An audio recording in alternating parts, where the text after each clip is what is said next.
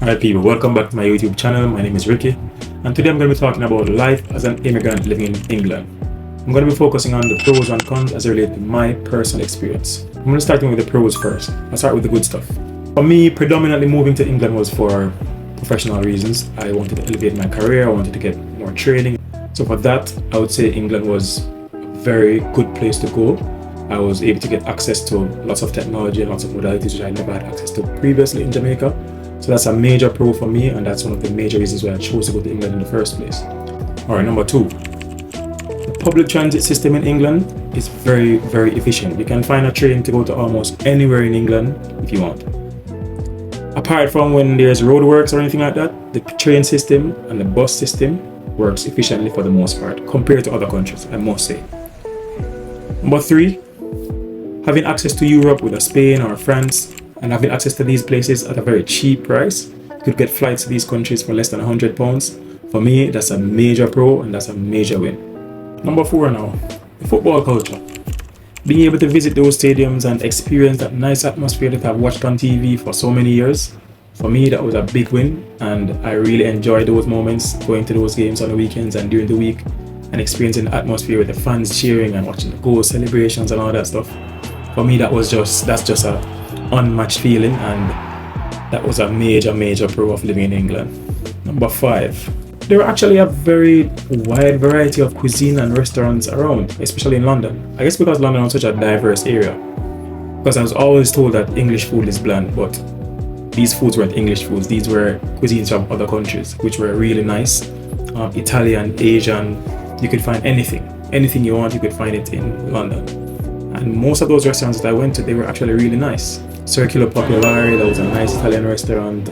Ivy Asia is one of my favorite, I must say, etc. There are many more. Number six, in terms of the tourist sites, there were lots of nice tourist sites to visit in London, like the London Eye, the Shard, the Hyde Park, Buckingham Palace. To be honest, I never actually went to Buckingham Palace, but I was told it's really nice. Number seven, which is a very important one. I was actually very worried about this before moving to England. Having easy access to Caribbean foods. I didn't think that would have been possible, but because I was living in London, I could go to South London, like in areas like Peckham and Brixton, and I could get access to Caribbean food, stuff that I would actually want to cook, like the yellow yam and the curry goat and the oxtail and all of them things, which vital means to survive in these countries. There were lots of diverse cultural events happening, like, for example, you could find dancehall parties happening, which I didn't expect that those would be as prevalent as they were. So those stuff were very popular Afrobeats parties, but I guess they had to cater to the diaspora that they had. And feeling like you're back home, that's a feeling that's also just unexplainable.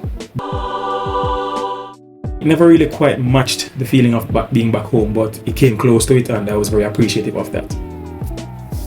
And number nine, the NHS discounts. Working as an NHS and healthcare worker, you had a few discounts in certain areas, which, I mean, some people say it was insignificant, but I was very appreciative of it nonetheless. Some of the bars you had discounts. No, I'm not a big drinker.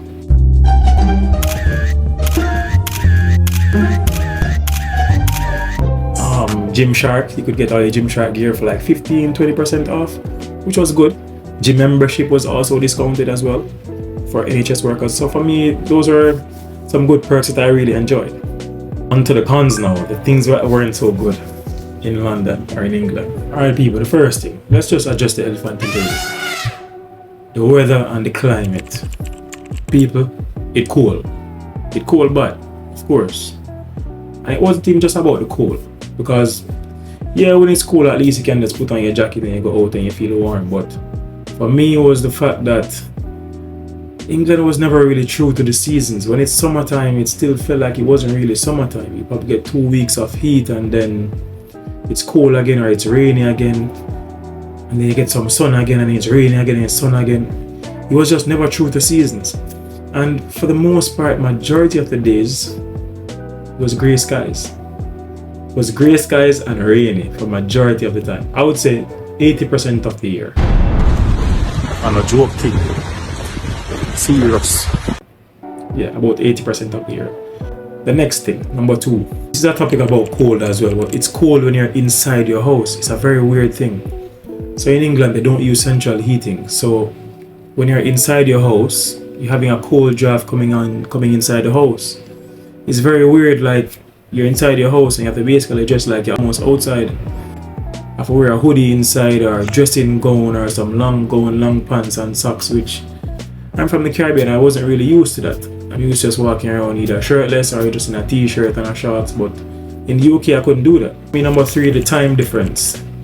The time difference made it very difficult to communicate with my family back home. Sometimes my mom would call me when it's at my bedtime, or she would call me when I'm at work, or I would end up staying up very late on the phone because I'm trying to match their time, but that was late times for me. So stuff like that made it very difficult to communicate with people from back home at times. Number 4, the flight back home. The flights back home, the 8-hour flight, 9-hour flight, for me it was very taxing on the body, and I felt jet lag most times. By the time I readjusted to the jet lag when I got to Jamaica, it was time for me to come back. And then when I went back to the UK, then it took another few days to recalibrate the UK timing. So for me that was another disadvantage, and for some reason England flight just have more turbulence than every other flight. I always feel like I'm not gonna make it. I don't know why, the flights just always are rough for some reason. Number 5, a very frustrating one for me. Moving to England, I actually thought, in my mind I thought that, okay, yes, I'm gonna get a car and I'm just gonna drive to work and I'm gonna park and that's gonna be the life. No, that was not the life. You cannot drive in central London, it's a nightmare. 1, if you drive in central London, you have to pay a congestion charge. Yes, people. They charge you just to drive in central London, and unfortunately that's what I was working. And 2, you have to pay for parking. Find that I'll be paying at least 25 to 30 pounds per day just to drive my car and park it. And for me, that just never make any sense. Our next thing, number 6, which is a major disadvantage for me as an immigrant, was the fact that it took a longer time to acquire a permanent status in the country. So you'd have to be in the country for like 5 years to get what they considered indefinite leave to remain, and then a further extra year to become a citizen. So 6 years to become a citizen in the UK, which for me that was just too long. Alright, number 7 now, which is a very serious one. The utility bills, people. Predominantly the energy bills. I don't know what is it about the energy bills in the UK, why they were so high. I don't know if it's a case where the appliances were not energy efficient or what it was, but I found that the energy bills were just way too high. For example, I would be living in a flat by myself. I work 5 days a week and I could be paying like £200 a month for electricity, which to me was just ridiculous. Something alright. When it came on to the winter months, it could go even higher, and to me that was just crazy. It was crazy. And then they had this thing called TV license. You serious? Basically I had to pay them to watch your TV. I mean, it wasn't expensive, but the concept of it to me just didn't sit right with me.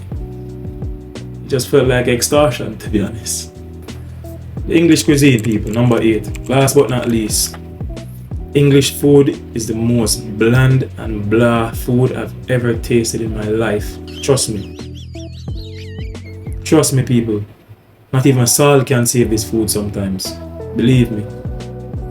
It's only I've tried one thing that's English that I've actually liked as a food. Sticky toffee pudding. I'm not sure if it's even English, but trust me, that's really nice. It's a really nice dessert. If you ever go to England, if you see that on the menu, you can try it. But everything else, it's just very bland. Fish and chips, beans and toast. It's just a no for me. It's a solid no. So yes, people, that's my experience living in the UK. Feel free to like and comment if you've liked the content. Stay tuned for more. Until next time, I'm out.